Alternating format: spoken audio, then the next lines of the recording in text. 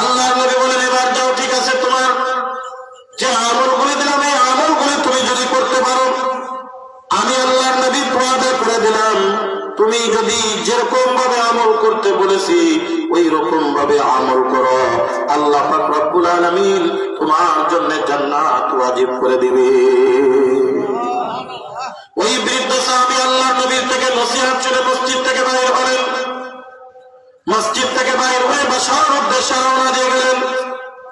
বাসার উদ্দেশ্যে যাওয়ার সময় ওই বৃদ্ধ সাহাবী উচ্চ কণ্ঠে একটা আওয়াজ দিতে দিতে যাচ্ছেন, লা নাজিদু ওয়ালা নানকুসু, লা নাজিদু ওয়ালা নানকুসু, লা নাজিদু ওয়ালা নানকুসু, লা নাজিদু ওয়ালা নানকুসু। আমি আল্লাহ নবীর থেকে যা কিছু শ্রবণ করলাম এই শ্রবণের থেকে, এই আমলের থেকে একটু আমি কমতি করব না, আবার একটু আমি বৃদ্ধি করব না, একটু আমি কমতি করব না, একটু আমি বৃদ্ধি করব না। অর্থাৎ আল্লাহ নবী আমাকে যা যা বলেছে এইগুলি আমি দুনিয়াতে যতদিন বেঁচে থাকি এই অল্প আমল করে যাব। যেহেতু আল্লাহর নবী বলেছে, আল্লাহ তাআলা আমাকে আল্লাহর জান্নাত দান করবে। আল্লাহর নবী মুস্কি মুস্কি এসে সাহাবায়ে কেরামদেরকে ডাকতে বলেন, সাহাবীরা, তোমরা কি আমার একজন জান্নাতি বান্দা দেখতে চাও? আল্লাহর একজন জান্নাতি বান্দা কি তোমরা দেখতে চাও? সাহাবায়ে কেরাম নড়ে চড়ে বসলেন। দুনিয়ার মধ্যে জান্নাতের সার্টিফিকেট, অর্থাৎ আল্লাহ নবীর থেকে যখন জান্নাতের কথা আসতেছে, সুতরাং নিঃসন্দেহে ওই ব্যক্তি আল্লাহর জান্নাতে যাবে, তার মধ্যে কোনো সন্দেহ নাই। তবে কে সেই লোকটা হবে, কে সেই লোকটা হবে? আল্লাহ নবী ডাকতে বলেন, তোমরা কি দেখতে চাও কে আমার আল্লাহর জান্নাতে যাবে? সাহাবায়ে কেরাম ডাকতে বলেন, বালা ইয়া রাসূলুল্লাহ, অবশ্যই ইয়া রাসূলুল্লাহ, আমরা দেখতে চাই কে আল্লাহর জান্নাতে যাবে। আল্লাহর নবী আবু বকরের দিকে আঙ্গুল ইশারা করে নাই, হযরত ওমরের দিকে আঙ্গুল ইশারা করে নাই, আলীর দিকে আঙ্গুল ইশারা করে নাই, কিবারে সাহাবায়ে কেরামের কারোর দিকে আল্লাহর নবী আঙ্গুল ইশারা করে নাই। আল্লাহর নবী আঙ্গুল ইশারা করে দিলেন, ওই যে দেখতে পাচ্ছ জীর্ণ শীর্ণ কাপড় পরিধান করা, একবার সহজ সরল গ্রাম্য একজন বেদুইন বৃদ্ধ বান্দা, আল্লাহর বান্দা, এই লোকটা এতক্ষণ পর্যন্ত আমার কাছে অল্প কিছু আমলের কথা শ্রবণ করলো। এই শ্রবণ করে বাসার দিকে রওনা দিল। আমিনা আমিনা জিবরিল আলাইহিস এসে ঘোষণা দিয়ে গেলেন, ইয়া রাসূলুল্লাহ, ইয়া হাবিবাল্লাহ, আপনি ঘোষণা দিতে পারেন এই লোকটা আল্লাহর জান্নাতে চলে যাবে। আর জোরে কান্না, আল্লাহু আকবার। আর একটু জোরে, আল্লাহু আকবার। আল্লাহর নাম আস্তে নেব না জোরে নেব? যত জোরে আল্লাহর নাম হবে শয়তান তত দূরে সরে যাবে। কথা বলেন ঠিক কি ঠিক না? আল্লাহর নামের ভিতরে আজকে আল্লাহর নাম ভুলে গেছি, যার কারণে শয়তান আমাদের রঙে রঙে আমাদের প্রবেশ করে ধোঁকা দিয়ে আমাদেরকে বেঈমান বানানোর চেষ্টা করছে। কথা বলেন ঠিক কি ঠিক না? শয়তান শুধু জিন নয়, শয়তান শুধু ইবলিস নয়। আল্লাহর কোরআনের ভাষা অনুযায়ী শয়তান কয় প্রকার? কথা কয় না? দুই প্রকার। একটা শয়তান হলো জিন শয়তান, আর একটা শয়তান মানুষ শয়তান। কথা বলে ঠিক কিনা? মিনাল জিন্নাতি ওয়ান নাস, মিনাল জিন্নাতি ওয়ান নাস। মানুষ শয়তান আছে না নাই? কথা বলেন। দেখবেন কিছু কিছু মানুষ আছে যারা মানুষকে দ্বীনের দিকে আহ্বান করে না, বরং দ্বীন থেকে, ইসলাম থেকে মানুষকে দূরে সরানোর চেষ্টা করে। কথা বলে ঠিক কি ঠিক না? যার বাস্তব নজির বিগত 16 বছরে আপনারা দেখেছেন। কথা বলেন ঠিক কিনা? কিভাবে উলামা ইকরামদেরকে, মানুষদেরকে ইসলাম থেকে, কোরআন থেকে, মাদ্রাসা থেকে, মাহফিল থেকে দূরে রাখানোর চেষ্টা করা হয়েছিল। কথা বলেন ঠিক কি ঠিক না? মাহফিল করবেন তার জন্য শুধু ফাঁড়িতে, থানায় নয়, ডিএসবির কাছ থেকে অনুমতি নেওয়া লাগতো, এনএসবির কাছ থেকে অনুমতি নেওয়া লাগতো, ডিসির কাছ থেকে অনুমতি নেওয়া লাগতো, জেলা প্রশাসকের থেকে অনুমতি নেওয়া লাগতো, এসপির কাছ থেকে অনুমতি নেওয়া লাগতো। এরপরে দেখবেন অনেক জায়গায় মাহফিলের মধ্যবর্তী সময়ে বাধা দিয়ে সব কিছু ওকে, কিন্তু দেখবেন অনির্দিষ্ট একটি কারণে মাহফিলকে বন্ধ ঘোষণা করে দেওয়া হলো। এরকম নজির ছিল কি ছিল না? শুধু তাই নয়, এই মাহফিলের ময়দানে কোরআনের হাদিসের হক কথাগুলি যখন বলার চেষ্টা করেছিল ওলামায়ে কেরাম, তাদের টুটি চেপে ধরে, তাদের গলা চেপে ধরে, তাদেরকে জেলখানার ভিতরে আবদ্ধ করে, তাদেরকে নির্বিচারে এমন ভাবে নির্যাতনের জুলুম করেছে।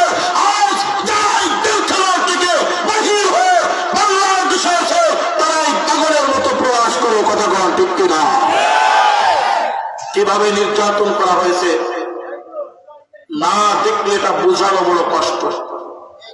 যে লোকটা কোনোদিন মিষ্টি খায় নাই, এই লোকটার সামনে মিষ্টির হাজার লম্বা চওড়া গুণ বয়ান করেন, ও কি বুঝবে মিষ্টি কারে কয়? যে জীবনে কোনোদিন টক খায় নাই, ও কি টকের স্বাদ বুঝবে? যেই লোকটা কোনোদিন ঝাল খায় নাই, ওই লোকটা ঝাল বুঝবে না। যেই লোকটা কোনোদিন রিমান্ডে যায় নাই, বর্ণনা করে সেই ভাষা প্রকাশ করা সম্ভব না। কথা বলেন ঠিক ঠিক না? আজকে দেখেন যারা জেলখানা থেকে বাইর হয়েছে, তাদের মাথা বিকৃতি হয়ে যাচ্ছে, কোন সময় কি বলতেছে। এমন অনেক বক্তা যারা এক সময় অনারগুল বক্তব্য দিত, আল্লামা খুরশেদ আলম কাসেমি দামাত বরকাতুহুম, আল্লামা জুনায়েদ আল হাবিব সাহেব দামাত বরকাতুহুম, আল্লামা মামুনুল হক সাহেব দামাত বরকাতুহুম, আল্লামা খালিদ সাইফুল্লাহ সাহেব দামাত বরকাতুহুম, মাওলানা রফিকুল ইসলাম আল মাদানী, মাওলানা আলী হাসান উসামা সহ অসংখ্য অগণিত উলামায়ে কেরাম আমি কোরআনে করে একবার না তিনবার করে নিয়ে দেওয়া হয়েছে। বুঝানো কষ্ট, কিভাবে নির্যাতন করা হয়েছে, কিভাবে জুলুম করা হয়েছে, কিভাবে টর্চারিং করা হয়েছে, কিভাবে নির্বিচারে তাদেরকে টর্চারিং করেছে, এটা বুঝে বলে বোঝানো বড় কষ্ট। লোহার রড গরম করে, শিক গরম করে এই পায়ের নখের ভিতর থেকে প্রবেশ করিয়ে একবার এই গিরে পর্যন্ত নিয়ে আসা হয়েছে, একবার নয় হাজার হাজার বার। আর বলানোর চেষ্টা করা হয়েছে মিথ্যা, বোম মারছি বল, এটা করছি বল, ওটা করছি বল। কি বলেন কথা ঠিক কিনা? কেন? আমরা তখন ভীতু হয়ে গিয়েছিলাম। একবার যদি রুখে দাঁড়াতে পারি, যেরকম 5 আগস্টে বাংলাদেশের জামাল ছাত্ররা, বাংলাদেশের আপামর জনতা যখন রুখে দাঁড়িয়েছে, ক্ষমতা দেওয়ার শক্তি হেলিকপ্টারে দাদাবাবুর দেশে পালিয়ে যেতে বাধ্য হয়েছে। কথা বলেন জলখানায় আবদ্ধ করে জনগণ থেকে বিচ্ছিন্ন করার চেষ্টা করেছিল, যে উলামায়ে কেরামদেরকে কোরআন থেকে দূরে রাখার চেষ্টা করা হয়েছিল, যে উলামায়ে কেরামদেরকে বাংলাদেশ থেকে বিতাড়িত করার চেষ্টা করেছিল, আল্লাহ তাআলা তাদেরকে ইজ্জত দিয়েছেন। কথা বলেন ঠিক কিনা?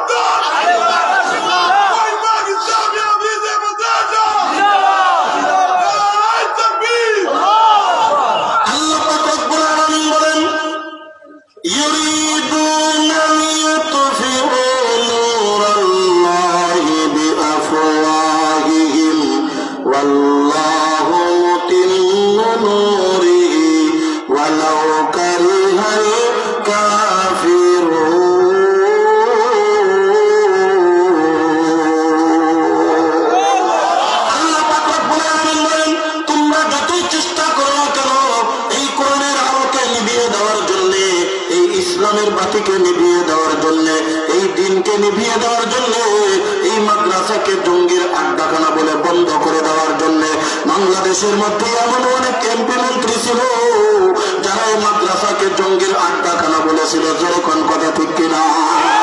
এমন অনেক কুলাঙ্গারের সন্তানেরা ছিল, ওলামায়ে কেরামদেরকে রাজাকার বলে গালি দিত, ওলামায়ে কেরামদেরকে জঙ্গি বলে গালি দিত, ওলামায়ে কেরামদেরকে মানুষ থেকে বিচ্ছিন্ন করার চেষ্টা করেছিল। আল্লাহ পাক রব্বুল আলামিন বলেন, না, যে বাতি আমি আল্লাহ তাআলা জ্বালাই, যে বাতি আমি আল্লাহ তাআলা প্রজ্বলিত করি, এই বাতি নিভিয়ে দেওয়ার মতো ক্ষমতা পৃথিবীর কোন মানুষের নাই। বরং যারা বাতি নিভিয়ে দেওয়ার চেষ্টা করেছে, বরং যারা ইসলামের বিরোধিতা করেছে, বরং যারা কোরআনের বিরোধিতা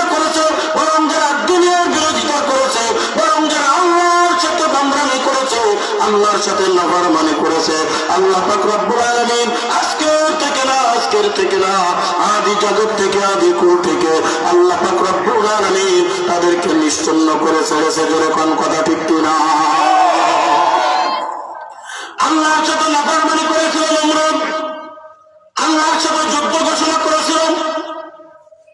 আল্লাহর নবী খলিলুল্লাহ ইব্রাহিম আলাইহিস সালাম নমরুদের কাছে কালেমার দাওয়াত নিয়ে গেছে, ইসলামের দাওয়াত নিয়ে গেছে। কুলু লা ইলাহা ইল্লাল্লাহু তুফলিহুন। এই পৃথিবীর জমিনের মধ্যে যত নবী রাসূল আগমন করেছে প্রত্যেকটা নবী এবং রাসূলের কালেমা ছিল একটাই, তাদের দাওয়াতের ধরন ছিল একটাই, শুরুর মিসরাটা কোন নবীর জন্য আলাদা ছিল না, একটাই মিসরা ছিল লা ইলাহা ইল্লাল্লাহ। নবীদের পরবর্তী মিসরাটা একটু পরিবর্তন হয়েছে, যেমন ইব্রাহিম খলিলুল্লাহ লা ইলাহা ইল্লাল্লাহ, ইব্রাহিম খলিলুল্লাহ লা ইলাহা ইল্লাল্লাহ, ঈসা মাসিহুল্লাহ লা ইলাহা ইল্লাল্লাহ, মূসা কালিমুল্লাহ। হযরত ইব্রাহিম খলিলুল্লাহ আলাইহিস সালাতু ওয়াস সালাম নমরুদের কাছে কালেমার দাওয়াত নিয়ে গেলেন। নমরুদ ডাকতে বলে খোদা আবার কেডা? নাউযুবিল্লাহ। দেখেন না আমাদের সমাজেও কিছু কিছু মানুষ ছিল 16 বছরে মাত্র ক্ষমতা পাইছে, ক্ষমতা পায় কয় আমরা করোনা থেকে শক্তিশালী। কথা কয় না? বলে কে বলে নাই আমরা করোনা থেকে শক্তিশালী, আমরা করোনার মোকাবেলা করব, মোকাবেলা করার জন্য প্রস্তুত, মোকাবেলা করার জন্য তৈরি। আল্লাহ তাআলা এমন ভাবে ধরা ধরছে, আল্লাহ এমন ধরা দিছে পালানোর পথ খুঁজে পাচ্ছে না। কথা বলেন ঠিক ঠিক না? এই ক্ষমতাটা আল্লাহর সাথে কি কোনো বান্দামি চলে? কথা বলেন চলে? যার বাস্তব নজির দেখেন আজকের আমেরিকার লস অ্যাঞ্জেলস। কথা কয় না? কথা বুঝতে কষ্ট হয়। আজকে লস অ্যাঞ্জেলস আমেরিকার সার্বক্ষমতার অধিকারী যারা সারা বিশ্বের মূল, যাদের ইঙ্গিতে যাদের মদতে ইসরায়েলিরা আমাদের ফিলিস্তিনের নিরপরাধ মুসলমানদের নির্বিচারে হত্যা করে শহীদ করে তাদেরকে বিভিন্নভাবে নির্যাতনের স্টিম রোলার চালিয়ে গাজাকে বিশ্বের থেকে মানচিত্রের থেকে দূরে সরানোর চেষ্টা করেছিল। এই গাজার ইতিহাস আপনারা দেখেন, যে গাজায় বড় বড় ভবন আরক্ষ রেখেছিল বোম মেরে ভেঙ্গে তছনছ করে দিয়েছে। আল্লাহ পাক রব্বুল আলামিন বলে দাঁড়া, আমি যখন ধরব আমি তোদের ধরার এমন পাইতারা তোরা পালানোর পর খুঁজে পাবি না। যখন কথা ঠিক ঠিক না? আল্লাহ পাক রব্বুল আলামিন ধরা শুরু করে দিলেন। এই শীতকালে ঠান্ডার মধ্যে আল্লাহ পাক রব্বুল আলামিন আগুন পাঠিয়ে দিলেন, দাবানল শুরু হয়ে গেছে। আজ 15 দিন পর্যন্ত হেলিকপ্টারে করে পানি বহনকারী হেলিকপ্টার হাজার হাজার হেক্টর পানি যতই নিক্ষেপ করতেছে। আপনারা যারা সোশ্যাল মিডিয়া চালান, টিভিতে খবর দেখেন, দেখেন কত রঙিন পানি নিক্ষেপ করা হচ্ছে। আগুন বাড়ছে ছাড়া আগুন কমে না। আবার আজকে লেটেস্ট দেখলাম নতুন অঞ্চল আবার অগ্নিকাণ্ডে প্লাবিত হচ্ছে, পুরো সরকার হয়ে যাচ্ছে। আল্লাহ ধরে না ধরলে কিন্তু, আল্লাহ ধরে না ধরলে কিন্তু নমরুদ ডাকতে বলে তোমার খোদা আবার কেডা? ইব্রাহিম খলিলুল্লাহ আলাইহিস সালাম ডাকতে বলে আমার আল্লাহ মুর্দারে জিন্দা করতে পারে, আবার জিন্দারে মুর্দা করতে পারে। আমার আল্লাহ জীবন দান করেন, আমার আল্লাহ মৃত্যু দান করেন। নমরুদ বলে আমি ওটা পারি তো। আপনি পারেন মানে? আমি পারি ওটা। বলে দেখান। জেলখানার থেকে নিরপরাধ একজন কয়েদিকে আনা হলো, আর একজন ফাঁসির কাষ্ঠের আসামিকে হাজির করা হলো। নিরপরাধ মানুষের কল্লা দ্বিখণ্ডিত করে দিল। আর যাকে ফাঁসির কাষ্ঠের আদেশ করা হয়েছিল ওই লোকটাকে বেকসুর খালাস করে দেওয়া হলো। আজ দেখবেন এমন একটা সময় চলতেছিল এই বাংলার জমিনে ওই নমরুদের উত্তরসূরিরা নমরুদের মতো কাজ কারবার করা শুরু করতেছিল। জোরে জোরে কোন কথা ঠিক ঠিক না? রাস্তায় নির্বিচারে হেঁটে বেড়ায় আর নিরপরাধ ওলামায়ে কেরামদেরকে ফাঁসির কাষ্ঠের আসামি বানাই। জোরে কোন কথা ঠিক না?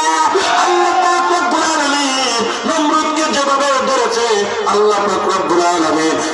ছোট্ট বাচ্চাদের মাধ্যমে, আমাদের ছোট্ট সন্তান ছাত্রদের মাধ্যমে আল্লাহ তাআলা মাত্র 3 দিনের মধ্যে তার 16 বছরের ক্ষমতার মধ্যে চড়ে হেলিকপ্টারে করে বাংলার জমিনে থাকতে পারে না। আর যে কাউয়া কাদের গুলা বলতেছিল পালাবো না, সেই কাউয়া কাদেরদের আজ বাংলার জমিনে কোন ঠাই নাই। কথা বল ঠিক কিনা? হেরিকেন দ্বারাও তাদের খুঁজে পাওয়া যায় না।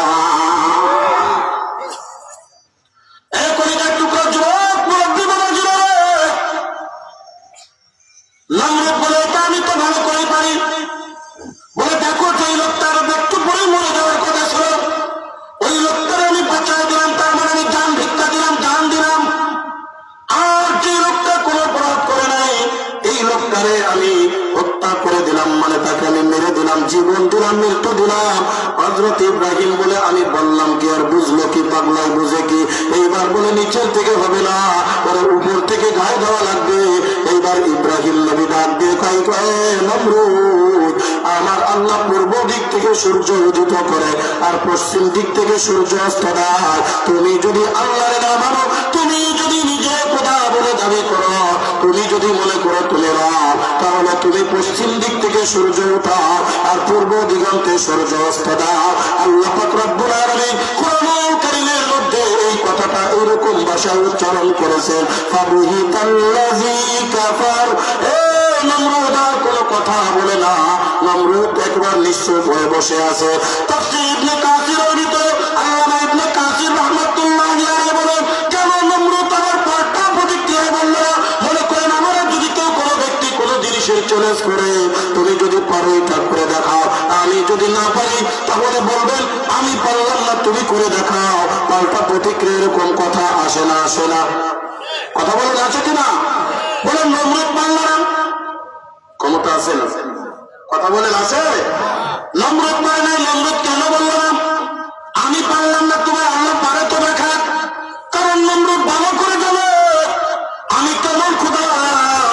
আর ইব্রাহিম নবী আলাইহিস সালাতু ওয়াস সালাম যে মালিকের কথা বলতেছেন, যে রবের কথা বলতেছেন, ওই রব কেমন রব একবার মাত্র বলতে দেরি,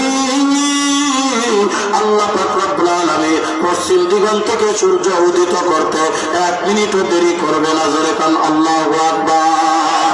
বুজুর্গি কি नहीं हमको जरूरत, गुलाम अपना बना ले ऐ खुदाया, गुलाम अपना बना ले ऐ खुदाया, तो खुदा सुन्नत अहमद खुदा बा मोहम्मद कई बुवद निस्बत तोरा, बा मोहम्मद कई बुवद निस्बत तोरा।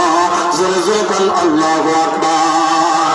এ সিলেট সুনামগঞ্জের যুবক, কলিজার টুকরা যুবক, ও আমার মুরব্বী বাবা ছিল, দিলের কান লাগায় শুনো, আমলের নিয়তে শুনে না যাও।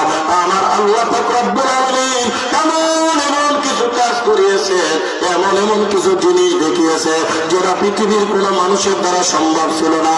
এই কথা বলতে গিয়া কিতাবের ভিতরে ঘটনা নকল করা হয়। একদিন হযরত নবী সাল্লাল্লাহু আলাইহি ওয়াসাল্লামের কাছে এইবার একদিন চলে আসছে আবু জাহেল আল্লাহর নবীর কাছে, হাতের ভিতরে কিছু কঙ্কর নিয়া, পাথর নিয়া, এ মুহাম্মদ তুমি তো নবী দাবি করো, তুমি তো আল্লাহর পক্ষ থেকে প্রেরিত রাসূল দাবি করো, তুমি বলো আমার হাতের ভিতরে কি আছে? যদি বলতে পারো তাহলে আমি তোমার উপরে কালেমা পড়বো, ঈমান আনবো। বলো আমার হাতের ভিতরে কি আছে? বলেন তো আমি যদি এখন এই পকেট থেকে এরকম হাতের ভিতরে কিছু নিয়ে বলি, বলেন তো হাতের ভিতরে কি আছে? বলতে পারবেন? যদি কারোটা খাইটা যায় তাহলে আন্দাজে ঢিলা মারার মতো। কি বলেন? কথা ঠিক কিনা? আল্লাহর নবী সাল্লাল্লাহু আলাইহি ওয়াসাল্লাম অবাক দৃষ্টিতে চাচ্ছেন, আবু জাহেলের দিকে তাকিয়ে থাকলেন। বলে মুহাম্মদ তুমি পারবে না? বলে কেন পারবে না?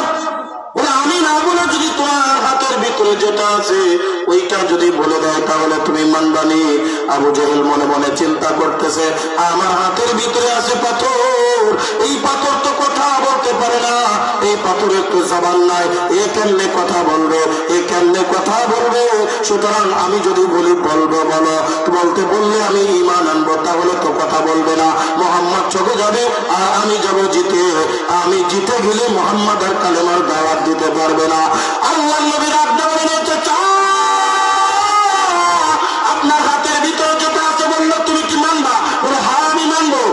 সাথে সাথে আল্লাহ পাক রব্বুল আলামিন আবু জাহেলের হাতের পা ভেতরের পাথরের জবান খুলে দিয়েছে, আর পাথর পড়া শুরু করে দিল, লা ইলাহা ইল্লাল্লাহু মুহাম্মাদুর রাসূলুল্লাহ। জোরে জোরে কোন সাল্লাল্লাহু আলাইহি ওয়াসাল্লাম। বলেন তো পাথরের জবান খুলেন কে? এই যে আমরা কথা বলতে পারি, এই কথা বলার মতো শক্তি দিয়েছেন কে? আমার মতো গরুর জিহ্বা আছে? বলেন তো আমাদের জিহ্বার থেকে ছোট না বড়? অনেক বড়। দেখবেন আপনার বাড়িতে ছাগল পালন করেন, ছাগলের জিহ্বা আছেন। আপনার বাড়িতে বিভিন্ন পশু পাখি পালন করেন, তাদের অনেক লম্বা লম্বা জিহ্বা আছে। আমার জিহ্বার থেকে কত গুণ বড়। দেখবেন তারা কিন্তু কথা বলতে পারে না। আল্লাহ পাক রব্বুল আলামিন আমার এই দুই গালের ভিতরে যে জিহ্বা দান করেছে, এই জিহ্বার দিয়ে কথা বলার শক্তি দিয়েছেন কে? আমাদের আশেপাশে দেখবেন কিছু কিছু মানুষ বসবাস করে, যেই সমস্ত মানুষগুলোর জিহ্বা আছে কিন্তু কথা বলতে পারে না। বোবা, শুধু ব্যা ব্যা ব্যা ব্যা করে তাকায়, কথা বল ঠিক ঠিক না। আবু জাহেল হাতের থেকে পাথর কঙ্করটা নিক্ষেপ করে বলে, তোমার হাতের ভিতরে জাদু চলে। নাউজুবিল্লাহ। আবু জাহেল মনে মনে চিন্তা করেন, জাদুর একটা গন্ডি আছে, জাদুর একটা সীমা আছে। গন্ডি পার হয়ে গেলে এই জাদু আর কাজ করে না। মনে করলো দুনিয়ার ভিতরে মুহাম্মাদের জাদু চলে, কিন্তু আসমানে মনে হয় মুহাম্মাদের জাদু চলবে না। ডাক দে বলে, মুহাম্মদ বুঝলাম জাদু আছে, কিন্তু আর একটা জিনিস যদি করে দেখাইতে পারো, আমি সত্যিকারে বলতেছি ঈমান আনবো। বলে চাচা কি? জলদি করে বলে। বলে ওই যে আসমানে চন্দ্র দেখা যায়, ওই চন্দ্রটা যদি তুমি দ্বিখণ্ডিত করে দেখাইতে পারো, আমি আবু জাহেল, আমি হক আবুল হিকাম, আমি ওয়াদাবদ্ধ হচ্ছি, আমি তোমার কাছে কথা দিচ্ছি, মিথ্যা মিথ্যা নয়, সত্য সত্য কথা। আমি তোমার উপরে ঈমান আনবো, আমি কালেমা পড়ব। আল্লাহর নবী মাথা নিচের দিকে এরকমটা বসে আছে। হযরত জিবরিল আমিন ডাক দিয়ে বলে, ইয়া রাসূলুল্লাহ, ইয়া হাবিবাল্লাহ, মাথা উঠান, মাথা উঠান। না না, মাথা নিচের দিকে দিবেন না, মাথা উঠান। আপনার আঙ্গুলের পাওয়ার আপনি জানেন না, আপনার কুদরত আপনি জানেন না, আপনার মুজিজা আপনি জানেন না। আল্লাহ তাআলা পাঠিয়েছে, ওগো হাবিবুল্লাহ, আপনি এরকম শাহাদাত আঙ্গুলটা উঁচু করিয়া পিছনের দিক থেকে আঙ্গুলটা সামনের দিকে এরকম একটা মারবেন, আর ডান দিকে একটা আঙ্গুল এরকম ইশারা করবেন, বাম দিকে আঙ্গুলটা ইশারা করবে। দেখবেন পিছন থেকে সামনের দিকে যখন আঙ্গুলটা সরায় নিয়ে যাবেন, আল্লাহ পাক রব্বুল আলামিন সাথে সাথে আসমানের চন্দ্রকে দ্বিখণ্ডিত করে দিবে। জোরে কান আল্লাহু আকবার। তো কোজা সুন্নাতে আহমদ কোজা বা মুহাম্মদ কই বুয়াদ নিসবত তোরা, বা মুহাম্মদ কই বুয়াদ নিসবত তোরা, ইয়ার কর ইয়ার নবাশব ইয়ার হরগজ ইয়ার নিস, গুল अगर खुशबू नदारद काबिल गुलजार नीज, गुल अगर खुशबू नदारद काबिल गुलजार नीज। जोर कन्ना अल्लाहु আকবার। এই সিরাতের মুসলমান গভীর মনোযোগ। আল্লাহর নবী ডাক দিলেন, সাহাবার বলুন, হ্যাঁ আমি বললাম, তুমি যদি আসমানের চন্দ্র দ্বিখণ্ডিত করে দেখাও, আমি বিশ্বাস করে নেব তুমি আল্লাহর পক্ষ থেকে সত্যিকারে প্রেরিত নবী এবং রাসূল। আমি কালেমা পড়ব, আমি ঈমান আনব, আমি আল্লাহর দরবারে ঈমান আনয়ন করব। আমাদের 313 কোটি দেবতাকে আমি পিছনে ফেলা দেব। আল্লাহর নবী হাতের আঙ্গুল দিয়ে ইশারা করো, এ বন্ধু ইতিহাস সাক্ষী কিতাবের ভিতরে রেখে আঙ্গুল দিয়ে ইশারা করতে দেরি আল্লাহ পাক রব্বুল আলামিন আসমানের চন্দ্রকে দ্বিখণ্ডিত করতে 1 মিনিট দেরি করে নাই। আসমানের চন্দ্র দ্বিখণ্ডিত। এই সিলেটের মুসলমান আল্লাহর নবী হাতের আঙ্গুলকে ডাইনে ইশারা করে ওই দুই খণ্ডের একটা খণ্ড ডান দিকে চলে যায়, আর একটা আঙ্গুলটা বাম দিকে ইশারা করে আর একটা খণ্ড বাম দিকে চলে যায়। হযরত জিবরিল আমিন ডাক দিয়ে বলে, ইয়া রাসূলুল্লাহ, ইয়া হাবিবাল্লাহ, আপনি দুইটা হাত এরকম দুই দিকে মেলায়া দেন, মেলায়া দুইটা হাতকে এরকম একসাথে মিলিয়ে এক জায়গায় একত্রিত করে আল্লাহ পাক রব্বুল আলামিন আপনার হাতের ইশারার মাধ্যমে আল্লাহ পাক রব্বুল আলামিন আসমানের দ্বিখণ্ডিত চন্দ্রকে আল্লাহ পাক রব্বুল আলামিন আবার এক জায়গায় এনে জোড়া লাগিয়ে দিবে। জোরে জোরে কোন সুবহানাল্লাহ। আবু জাহেল বলে বুঝছি আসমানে তোমার কি চলে? জাদু চলে। জোরে কান নাউজুবিল্লাহ। হেদায়েত দেনেওয়ালার মালিককে, বুঝ দেনেওয়ালার মালিককে। আমরা যতই চেষ্টা করি পারবো। হযরত ইব্রাহিম আলাইহিস সালাম এবার ডাকতে বলেন, নমরুদ বুঝলাম তুমি কেমনে পারো, বড় করে দেখাও। নমরুদ কেন বললেন আমি পারলাম না, তোমার আল্লাহ পারে তো করে দেখা। নমরুদ বড় করে জানে আমি কেমন খোদা আর ইব্রাহিমের খোদা কেমন খোদা। বলতে দেরি আসমানের পশ্চিম দিগন্ত থেকে সূর্য উদিত হতে 1 মিনিটও দেরি করবে না, 1 মিনিটও দেরি করবে না। এইবার আল্লাহ পাক রব্বুল আলামিনের সাথে নমরুদ বাঙ্গালি শুরু করে দিয়েছে। যখন যুগ দিতে পারে না, কাজেও পারে না, ডাক দিয়ে বলে তোর আল্লাহর সাথে আমার যুদ্ধ। নাউজুবিল্লাহ। পান্না আল্লাহর সাথে কি? তোর আল্লাহ কই থাকে? আমার আল্লাহ তো আসমানে আরশে আজিম। তোর আল্লাহর সাথে আমার যুদ্ধ হবে। নমরুদ একটা পাখি পালন করত, যে পাখির পিঠে সওয়ার হয়ে আসে বিভিন্ন জায়গায় যাইত। যে পাখিটা ছিল নমরুদকে বহন করার জন্য, ওই পাখির পিঠে সওয়ার হয়ে ডাকতে বলে আজকে তুই কোথাও নেবি না, আজকে তুই যত উঁচুতে উঠতে পারিস তত উঁচুতে উঠবি। একটা তীর নিচে, একটা ধনুক নিচে নিয়ে এবার ডাকতে বলে, ও ইব্রাহিম তাকায় দেখ, আমি তোর আল্লাহকে হত্যা করার জন্য উপরে উঠলাম। আল্লাহ পাক রব্বুল আলামিনের দিকে সর্বোচ্চ চূড়া উঠে যখন নমরুদ ধনুক থেকে তীরটা বাইর করছে, আল্লাহ পাক রব্বুল আলামিন ডাকতে বলে, জিবরিল নমরুদ আমার সাথে খেলা খেলতে চায়, আমিও তোর সাথে একটু মজা করতে চাই। আমি একাই ধরবো না, আমি যখন ধরবো নমরুদ পালানোর পথ খুঁজে পাবে না। জোরে জোরে কোন কথা ঠিক কি ঠিক না? ওয়া কারু ওয়া মাকারাল্লাহ ওয়াল্লাহু খায়রুল মাকিরিন। আরেকটু জোরে বলেন না আল্লাহু আকবার। আল্লাহ কিন্তু ধরে না, ধরলে কিন্তু ছাড়ে না। ডাক দিয়ে বলে, জিবরিল নমরুদের তীরের আগার ভিতরে একটু রক্ত লাগাইয়া দেব। মাছের রক্ত লাগিয়ে দিল। রক্ত লাগিয়ে যখন ছেড়ে দিছে বলে, এবার আল্লাহ তোর মাল মেরে মারছে। নমরুদ ডাক দিবে, এখানে আর থাকুন যাইব না, এই জায়গায় আল্লাহর কাছে পাইবে। আল্লাহ পাক রব্বুল আলামিন যাকে যাকে মশা পাঠিয়ে নমরুদের চেলা চামুন্ডাদের সবগুলোকে একসাথে ধ্বংস করে দিছে।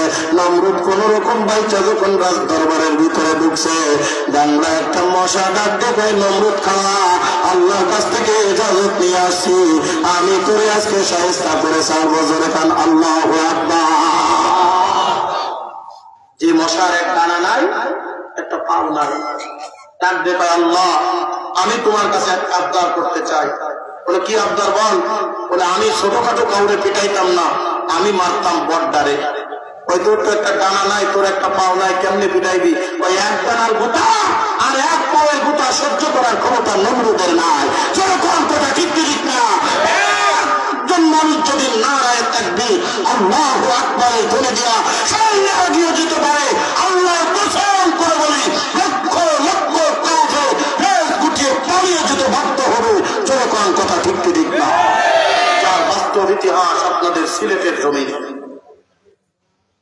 শাহজালাল ইয়ামানী রহমতুল্লাহি আলাইহি ঘুমিয়ে আছেন। আপনারা ইতিহাস পড়েছেন না?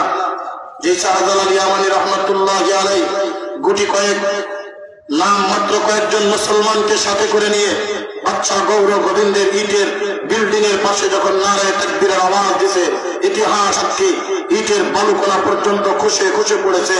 বাদশা গৌর গোবিন্দ সামনের দরজা দিয়ে পালাইতে পারে নাই, পিছনের গেট দিয়ে সুরমা নদী ছাপায়া ছাপায়া পাড়ি দিয়ে তারপরে দাদা বাবুর দেশে ভারতে যাইতে বাধ্য হয়েছে। না জোরে কোন কথা ঠিক ঠিক না? তার নজির 5 আগস্টে দেখায় দিয়েছেন ছাত্ররা। কথা কন্টেন্ট বারবার শুধু পত্রিকায় আসতো বিশ্বের ক্ষমতাধরের অভাব। আল্লাহ কয় দাঁড়া দাঁড়া, আমি যখন ধর্ম কোনো ক্ষমতায় কাজ দিবে না, কাগজ কাট করে গুলি বানা কর উড়া দু আসমান মে ইধর ফেরো रस्सी मेरा हाथ में, कागज कट्टर गुड़ी बनाकर उड़ा दो आसमान में, उधर फेरो रस्सी मेरा हाथ में। ছোট্টকালে ঘুড়ি উড়াইছেন নি আপনারা? ঘুড়ি দেখবেন যখন আকাশে উড়া যায়, অনেক দূর চলে গেছে, রশি পিছনে বান্ধা, রশির একটা মাথা ওই মালিকের হাতে রয়ে গেছে। দেখবেন অনেক দূর ওঠার পরে যখন ওই ঘুড়ির গায়ে বাতাস লাগে, ওই ঘুড়িটা একবার ডাইনে কাত হয়, একবার বামে কাত হয়, আর কেমন জানি বলতে থাকে, আমার মালিক আমি অনেক দূর চলে আসছি, এত দূর তো পৌঁছানোর ক্ষমতা তোমার নাই, আমারে আর তুমি নামাইতে পারবা না। ঘুড়ির মালিক ডাক বলে, এত লাফাস না, এত পাল পারিস না, এত অধিক অধিক করিস না, এই ঘড়ির তবিল কিন্তু আমার কাছে, এর গোড়া আমার কাছে। সন্ধ্যা যখন ঘনিয়ে আসবে, আমি যখন ঘড়ির তবিলের রশিটা গুছাইতে থাকবো, গুছাইতে গুছাইতে গুছাইতে গুছাইতে এই ঘড়িটা আমি হাতের ভিতরে নামায়া দিব। জোরে জোরে কোন কথা ঠিক ঠিক না? আল্লাহ পাক ডাক দিলে, এত বার বানিস না, এত ক্ষমতার পাওয়ার দেখাস না, এত টাকার অহংকারী দেখাস না, এত ক্ষমতার অহংকারী দেখাস না, ওলামায়ে কেরামের উপরে বন্ধনী করিস না, ওলামায়ে কেরামের উপরে নির্যাতন করিস না, মাদ্রাসার উপরে নির্যাতন করিস না, 116 জনের নামে লিস্ট করিস না, মাদ্রাসার প্রতি তুই বিতৃষ্ণা করিস না, ছাত্রদেরকে নির্বাচনের বিচারে হত্যা করিস না, সাবলা চত্বরে গণে হত্যা করিস না, ওলামায়ে কেরামের সাথে খারাপ ব্যবহার করিস না। সে যখন পড়ে যাবে, আমি আল্লাহ যখন ধরব, পালানোর মতো পথ খুঁজে পাবি না। জোরে জোরে কোন কথা ঠিক ঠিক না? দেখেন না ওই যে তেরোন সাপলা চত্বরে 2013 সালের 5 কিভাবে ছোট্ট ছোট্ট তলবে এলেন, কিভাবে উলামায়ে কেরামদেরকে এক রাতের ভিতরে শত শত উলামায়ে কেরামদের বুকের ভিতরে গুলি মেরে শহীদ করে দিয়ে এক রাত্রের ভিতরে তাদেরকে গুম করে ওই জায়গাটা একবার পানি দিয়ে ধৌত করে কেমন জানি কেলায়া কেলায়া বলে ছাত্ররা রং মাখায় রাস্তায় বৈশা ছিল। জোরে জোরে কন্যা হুজুবিল্লাহ। আল্লাহ পাক ডাক দেন, আমি যখন ধরব পালানোর পথ পাবি না, আমি যখন ধরব পালানোর পথ পাবি না।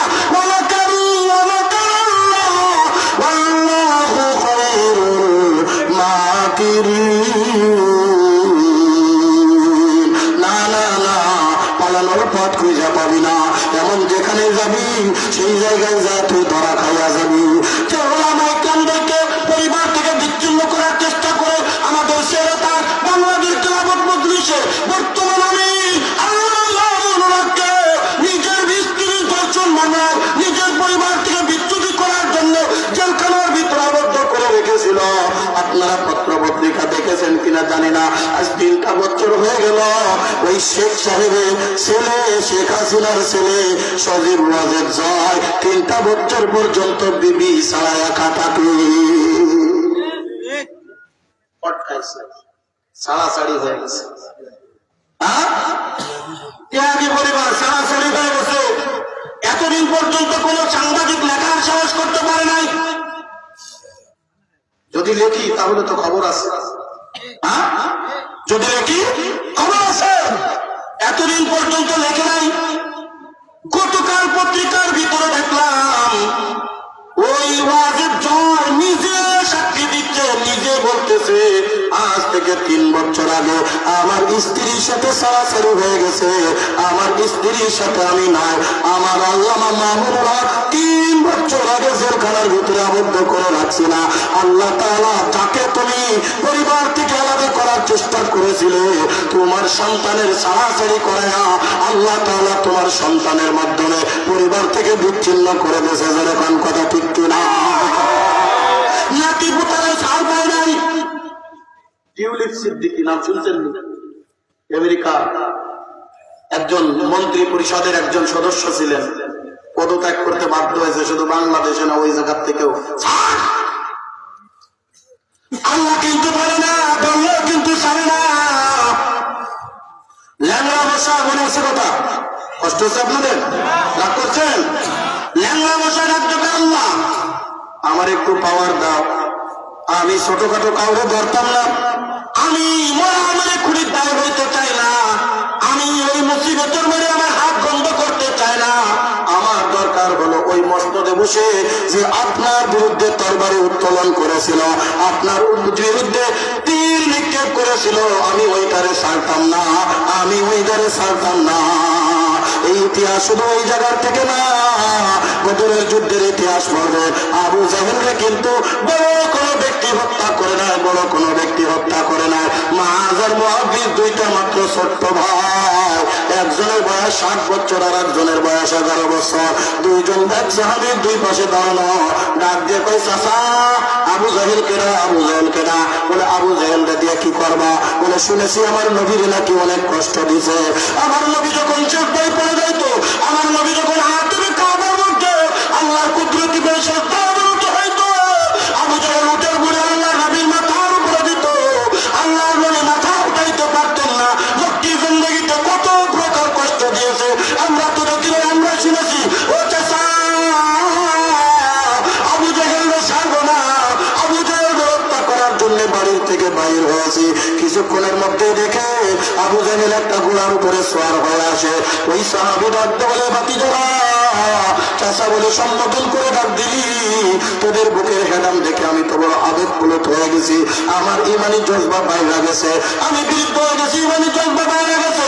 তুই না আবু জাহেল খুঁজতেছিল? বলে হ্যাঁ কই কই, আঘাত দেবো, ওই দেখ আবু জাহেল, ওই তুই ভাই চিত্র গঠিত বাস পাখি নাই, তোর বাড়ি লঙ্ঘর, তোর বাড়ি হাতে নিয়া এক দৌড় দিয়া ডান দিকে বড় ভাই, বাম দিকে ছোট ভাই, নারায়ে তাকবীর আল্লাহু আকবার বলিয়া ছোট ভাই প্রথম আঘাত করে আবু জাহেল রানের উপরে আঘাত করছে।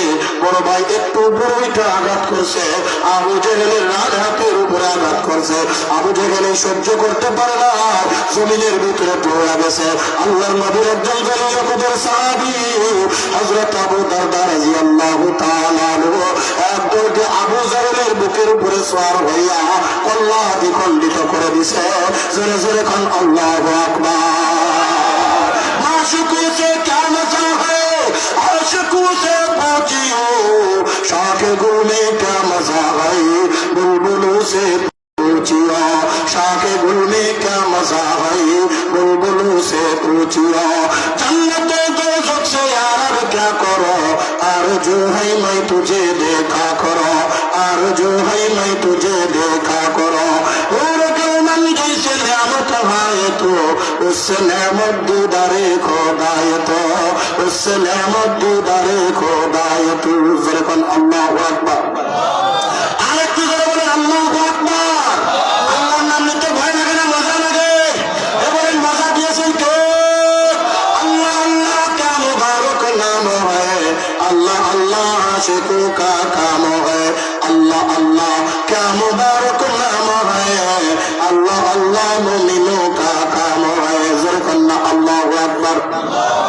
ল্যাংড়া মশা ডাক দিয়ে কষ্ট হয় আপনাদের?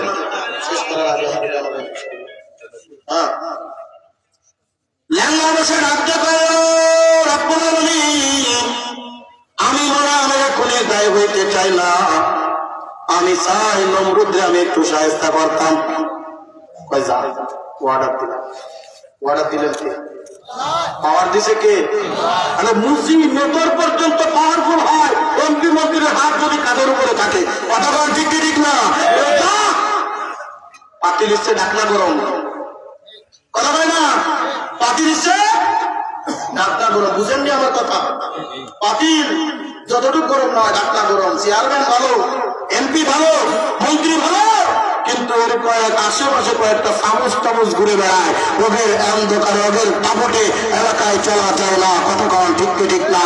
এর কাছে চান্দা দেয়, ওর কাছে টাকা দাবি করে, লন্ডন থাকো আমেরিকায় থাকো বাড়ি করবা, আগে আমাদের একটু চা পানি খরচ দাও। একদিন মাহফিল ছেড়ে যাচ্ছি বগুড়ায়, মাহফিল বগুড়ার থেকে মাহফিল করে ঢাকায় ফিরতেছি, একজন পুলিশ ডাক দিছে, স্যার হুজুর দাঁড়ান।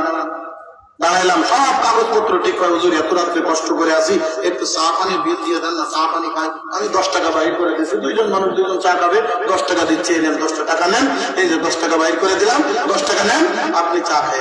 বলে হুজুর কি দিলেন?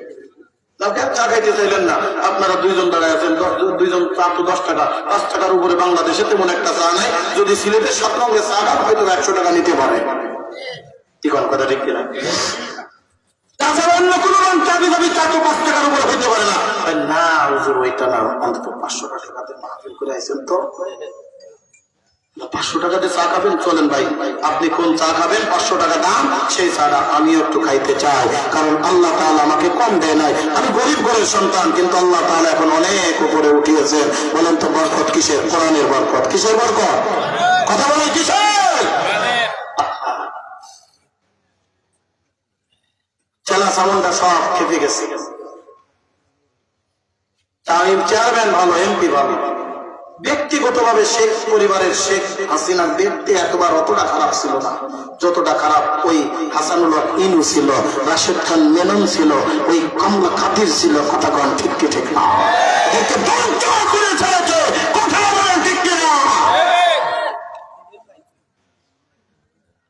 আল্লাহ কয় তুই পারবি বলে আমার আপনার হাত আমার সাথে একটু রাখেন না, দেখেন ওই কি করি।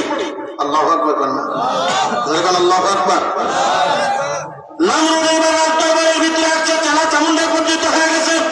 বাচ্চা সব কি হলো?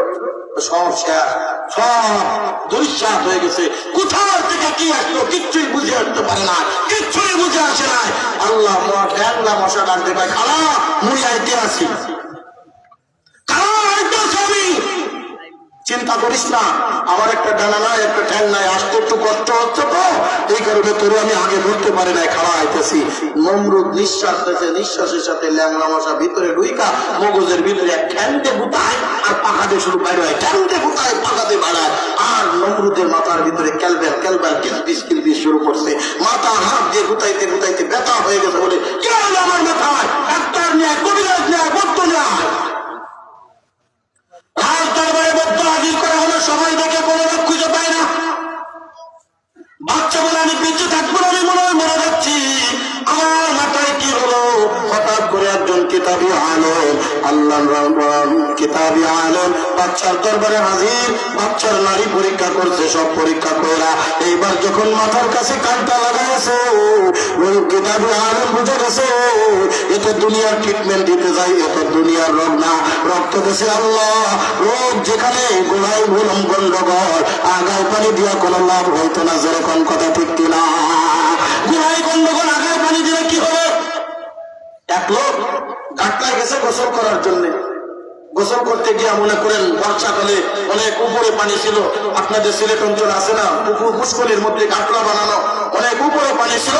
পানি যখন নেমে যায় দেখবেন দীর্ঘদিন পানি থাকার কারণে ওই প্লাস্টার টাইলসের উপরে বা শানের উপরে আপনার একটু স্যাঁতলা পড়ে যায়, পিচ্ছিল হয়ে যায়। কথা বলেন ঠিক কি ঠিক না? পিচ্ছিল্লিতে পড়ে গেছে, পড়েছে, হাঁটুর এখান থেকে সরে গেছে। এক দৌড় দিয়ে ডাক্তারের কাছে গেছে, ডাক্তার সাহেব আমি তো পড়ে গেছি, পড়ে যে আমার হাঁটুতে ব্যথা লাগছে, এই দেখেন হাঁটু ফুলতেছে, এই দেখেন আমার পায়ে একটু ছিঁড়ে গেছে, তাড়াতাড়ি একটা মলম দেন আর ওষুধ দেন, তাড়াতাড়ি জন্য ভালো হয়ে যায়। ডাক্তার সাহেব মলম একটা বাহির করে ডাক দিয়ে পায়, আমার জীবনের সেরা ট্রিটমেন্ট করে দিলাম। এই মলমটা এই দুনিয়ার, এই বাংলাদেশের মলম না, লন্ডন থেকে আমার ভাই আসার সময় নিয়ে আসছিল, ওই জাপান থেকে আনছিল। এই মলম দিছি মাত্র 3 দিন ব্যবহার করবি, তোর মনে হবে না এই জায়গা আগে কোনোদিন ছিঁড়ে কেটে গেছে। রাস্তার হকারকে দেখছেন কোনদিন? রাস্তায় যারা হকারি করে মলম বিক্রি করে দেখবেন দুনিয়ার সব রোগ ওদের কাছে সেরে যায়। বড় বড় MBBS ডাক্তার ওদের কাছে ফেরে যায়। কথা দেখতে দেখবা ডাক্তার ডাক দেখায় মাত্র 3 দিন লাগবে, কারেন্টের মতো সব ছেড়ে গেছে। ওই লোকটা 3 দিন পরে ডাক্তারের কাছে দৌড়ায় চলে গেছে, ডাক্তার সাহেব আমার সাথে মস্করা, আমার সাথে বেয়াদবি, আমি কে জানো? ওরা কেন কি হয়েছে? দেখ আমার পার অবস্থা। ডাক্তার দেখে পা ফুলে বালিশ হয়ে গেছে, যেখানে কেটে গিয়েছিল ওই জায়গার থেকে নুনটা চাল উঠে পানি পড়তে পড়তে ওই জায়গা পছন্দ ধরতেছে। ডাক্তার তো এটা হইলো কেমনে? বলে আপনি না মলম দিয়েছেন, মলমে তো কোনো কাজ হইল না। বলেন না একেবারে এরকম একবার কাজ না হইলেও তো কিছুটা হওয়ার কথা ছিল, একেবারে হবে না এটা তো কোনো কথা না। বলে মলম তো ঠিক মতো মাখাইছেন। কয় কে? সকাল সন্ধ্যে নিয়মিত আমি মলম মাখাইছি। কয় কই মলমের কোন দাগ দুঃখ দেখতেছি না। কয় ডাক্তার বলছেন চলেন আমি দেখাচ্ছি। বলে চলেন মানে? কাটছে কার? বলে কাটছে তো আমার। তাহলে কার কাছে নিয়ে যান? কয় যেখানে পড়ছি সেখানে চলেন। ডাক্তার কয় তো পাগলের পাল্লায় পড়লাম। কোন পাগল? বলে চল তো আমার সাথে। বলে চল তো দেখি তোর পাগলামি একটা দেখে আসে। চলে গেছে ঘাটলার কাছে, ডাক দিয়ে দেখে ঘাটলার ওই জায়গায় এইরকম একটা বিরাট তলা ধরে গেছে, মলম মাখাইতে মাখাইতে তলা ধরাই গেছে। দেখেন না শাহজালালের মাজার, শাহপরানের মাজার, শাহ মাকদুমের মাজার, এরকম বিভিন্ন মাজারে কিছু গাছ গাছালি থাকে, গাছ গাছালিতে সুতোলি বাইন্দে বাইন্দে গাছের ঢালেরা বুকা বানায় ফেলছে। আছে না নাই? কথা বলা আছে না নাই? বলে কেন? বলে প্রেমের শাখা খাইছে, অনেক জায়গায় ধোকা খাইছে, এই কারণে মান্যত করে এই জায়গা বাইন্দেছে। ডাক্তার ভাই কি তুই বলেন কোন জায়গায় না খাইছি? বলে আপনি না বলছিলেন যেখানে পড়ছি সেখানে না খাবি। আমি ঠিক যে জায়গায় পড়ছি মার করে রাখছিলাম, ওই জায়গায় একটা রক্তের ফোঁটা ছিল। আমি 3 দিন সকাল আর সন্ধ্যা নিয়মিত আসি, আমি তো ওই জায়গায় মলম মাখাইছি। ডাক্তার কয় তুই একটা মলম খান, সারা পৃথিবীর মলম যদি এক জায়গায় করা হয় আর ওই জায়গায় যদি তুই মাখাস, ওরে পাগলা দল, না না না, তোর তো কোনোদিন তোর রোগ সারতে পারে না। তোর লাগাইতে বললাম কোথায় আর তুই লাগাইলি কোথায়? ওই ভদ্র কবিরাজ দেখে কোথায় পানি দিচ্ছি না, ট্রিটমেন্ট কি করতেছে? ডাক দেওয়ালে বাচ্চা নামদার, আমি আপনার ট্রিটমেন্ট খুঁজে পাইছি। বাচ্চা একটু নড়ে চলে বসছে, তাড়াতাড়ি বল। বলে আপনি আগে আমার কাছে ওয়াদা করেন, আমি যদি আপনার ট্রিটমেন্ট দিয়ে দিই আপনি আমার শুনে চাবেন না, আপনি আমাকে হত্যা করবেন না। বলে আমি ওয়াদা দিলাম তোরা আমি মারবো না, কিছুই বলবো না, তুই তাড়াতাড়ি বল আমি এই কার রোগটা কেমন করে সারবো। ডাক্তার ডাক দিয়ে কয়, বদ্ধ ডাক দিয়ে কয়, ও কবিরা, ও বাচ্চা সাহেব, বুঝেছি এটা তোমার মৃগী রোগে ধরেছে। মৃগী রোগ বুঝেননি? মৃগী রোগ পানি দেখলি চারটে, আবার দেখবেন স্যান্ডেল জুতা শুকাইলো ছেড়ে দেন। বদ্ধ রাখতে বলে, ও বাচ্চা, আপনার একটা ট্রিটমেন্ট আমি পেয়ে গিয়েছি। বাচ্চা নাম্বার, আপনার মাথায় যদি জুতা দিয়ে পিটানো যায়, আমার মনে হয় আপনার এই রোগটা সেরে যাবে, আপনার এই রোগটা সেরে যাবে। বাচ্চা বড় ভালো, জুতার পিটান খাইতেও রাজি। সেনা সেমনটা দু একজন বলে বেয়াদব কোথাকা, আমার বাচ্চার এরকম কোন ট্রিটমেন্ট হয় নাকি? বলে আমার তো বলার দরকার ছিল, বলে দিয়েছি, মানলে মানো না মানলে না মানো, করলে করো না করলে না করো। বদ্ধ চলে গেছে, সব কেটে গেছে, বাচ্চা নম্রত সব করে রেখে দেয়। আপন আত্মীয় একজনের সামনে রাখছে, নিজের কাছের একজনের রাইখা ডাক দিয়ে পায়, একটা কাজ কর, একটা কাজ কর। কত ঔষধ খাইলাম, কত কিছু খাইলাম, কোনোভাবেই তো কাজ হইতেছে না। ওই বদ্ধ যে ট্রিটমেন্টটা দিয়ে গেল, ওই ট্রিটমেন্ট মোতাবেক গভীর রজনীতে দরজা জানলা বন্ধ করে আমার মাথায় একটা জুতা দিয়ে পিটান দিয়ে দেখতে একটু ভালো হয় না। যখন ওই লোকটা বাচ্চার মাথায় একটা জুতা দিয়ে পিটান দিছে, দেওয়ার সাথে সাথে বাচ্চার মাথার ওই গুতানি বন্ধ, আর ওই মশা আল্লাহর দরবারে ডাক দিয়ে পায় আলহামদুলিল্লাহ। আল্লাহ কয় কি হয়েছে? ডাক দিয়ে পায় রব্বুল আলামিন, আপনি আমার বড় এহসান করেছেন, দয়া করেছেন। এক ঠ্যাং দিয়ে পাতনা দিয়ে গুতাইতে আমার একটু কষ্ট হইতেছিল, কিন্তু আপনি জুতা দিয়ে পিটানোর মাধ্যমে আপনি আমার একটু আপনি রুখসত দিয়া দিলেন। রব্বুল আলামিন আপনার দরবারে শুকরিয়া আদায় করলাম। বন্ধুরে নম্রতকে জুতার পিটান খাইতে খাইতে দুনিয়ার থেকে বিদায়, ফিরাউন হাঁটু পর্যন্ত পানির ভিতরে ডুবা ডুবা বিদায়। এ বন্ধু বহুর মনোযোগ, এই জন্য যারা দ্বীনের বিরোধিতা করেছে, যারা ইসলামের বিরোধিতা করেছে, যারা কোরআনের বিরোধিতা করেছে, যারা আল্লাহ নবীর বিরোধিতা করেছে, যারা ইসলামের দুশ্মনী করেছে, আল্লাহ পাক রব্বুল আলামিন তাদেরকে শায়েস্তা করে চলেছে। আল্লাহ কাউরে ছেড়ে দেয়, আল্লাহ হয়তো সাথ দিয়েছে, সাদ্দাতকে বেছিল, আল্লাহ তারে ধ্বংস করে দিয়েছে, কারুনকে বেছিল, আল্লাহ তারে জমিনের ভিতরে গাইয়া দিয়েছে, ফিরাউনকে বেছিল, আল্লাহ তারে হাঁটু পর্যন্ত পানির ভিতরে চুবা চুবা দুনিয়ার থেকে বিদায় নিয়ে গেছে। এ দুনিয়ার মানুষ হলো, এই কারণে আমার আল্লাহ রাখতে পারে না, না না, তোমরা যদি কোরআনের পক্ষে থাকতে পারো, তোমরা যদি কোরআনের পক্ষে থাকতে পারো, এই কোরআন নিয়ে যদি জীবন গঠন করতে পারো, আল্লাহ পাক রব্বুল আলামিন বলে, এ দুনিয়ার মানুষ শুনে রাখো, শুনে রাখো, আমি আল্লাহ পাক রব্বুল আলামিন এই দুনিয়ার থেকে তোমরা বিদায় নিতে দেরি, আমি আল্লাহ তোমাদেরকে জান্নাত দিতে 1 মিনিটও দেরি করব না। জোরে জোরে বল সুবহানাল্লাহ। বুজুর্গি কি নেহি हमको जरूरत, गुलाम अपना बना ले ऐ खुदाया, गुलाम अपना बना ले ऐ खुदाया, तो कुजा सुन्नत अहमद कुजा, बा मोहम्मद कई बुवद निस्बत करो, बा मोहम्मद وعد طيب وعد نسبت تراز الله أكبر আমার আল্লাহ পাক রব্বুল আলামিন ডাক দিল দুনিয়ার মানুষ শুনো শুনো এই দুনিয়ার জমিনে তোমরা যখন এসে গেছো এই দুনিয়ার জমিন থেকে একদিন বিদায় নিয়ে চলে যাবা আমি আল্লাহর দরবারে ঈমান না নিয়ে যদি কবরে আসো আমি আল্লাহর দরবারে ঈমানদার না হয়ে যদি অন্ধকার কবরে আসো ওই কবরের ভিতরে কোনো পরিচয় চলবে না রাজা বাচ্চার পরিচয় চলবে না ধন দৌলতের পরিচয় চলবে না টাকা পয়সার পরিচয় চলবে না কলিজার টুকরা আমার মুরব্বী বাবা জেলার পর্দার অন্তরের মা কত মানুষ আজকে চোখের সঙ্গে দুনিয়ার থেকে বিদায় নিয়ে অন্ধকার কবরে শুয়ে আছে আমাদেরকে একদিন দুনিয়ার থেকে বিদায় নিয়ে যাওয়া লাগবে আমার মুরব্বী বাবা জেলার দেখতে দেখতে 50-60 বছর পর্যন্ত গায়েব বানায় ফেলছ আমার কলিজার টুকরো যুবক এখন তুমি আল্লাহর দরবারে ইবাদত করতে পারো না আল্লাহরে ডাকতে পারো না আল্লাহর কথা স্মরণ করতে পারো না মসজিদের মুয়াজ্জিন প্রতিদিন ডাকবাই ডাক দেয় হাইয়া আলাস সালাহ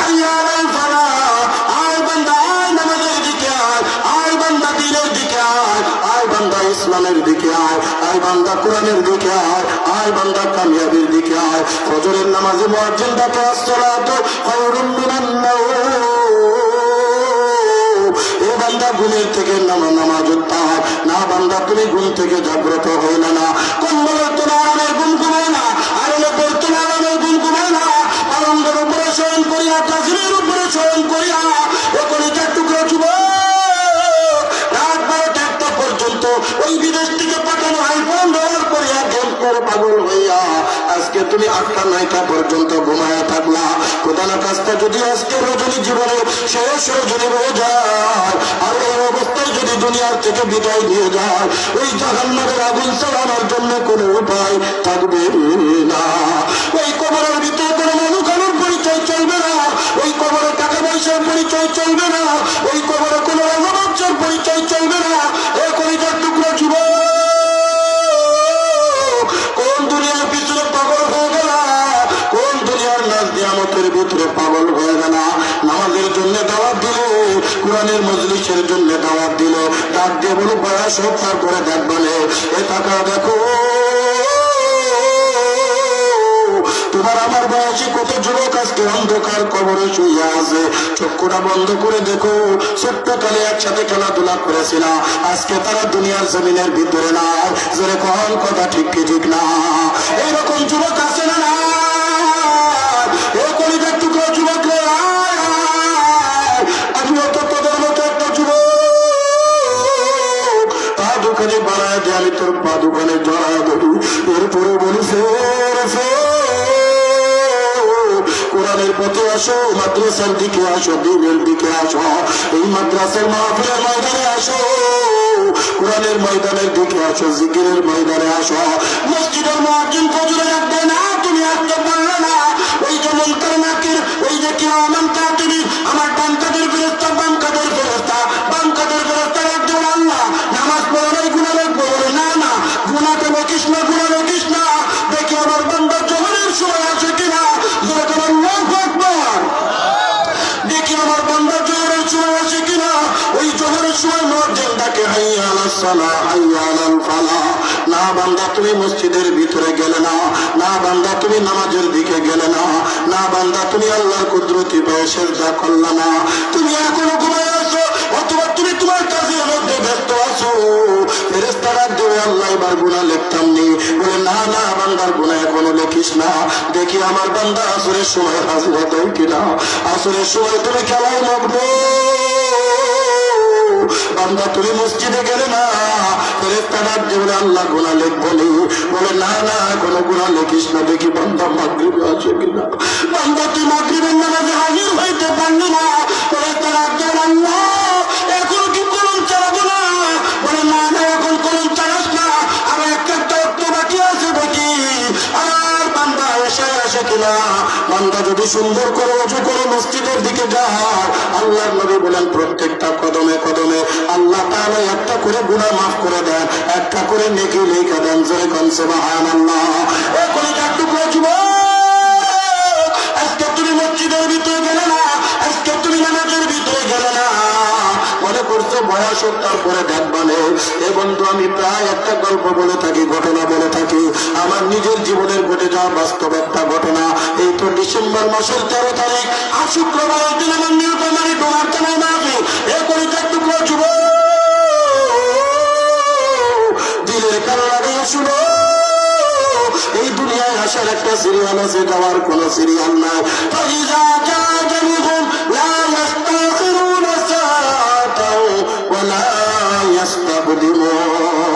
আজরাইল 1 সেকেন্ড আগেও আসবে না, 1 সেকেন্ড পরেও আসবে না। ইমান না নিয়ে যদি মাওলার কবরে যাও, আমল না নিয়ে যদি মাওলার কবরে যাও, আর আল্লাহ যদি ডাক দেবে ওয়াসিকাল্লাযীনা কাফারু ইলা জাহান্নামা যুমারা, এ ধর ধর জাহান্নামের ভিতরে নিক্ষেপ করা। কলিজার টুকরা যুবক সহ্য করতে পারবে না।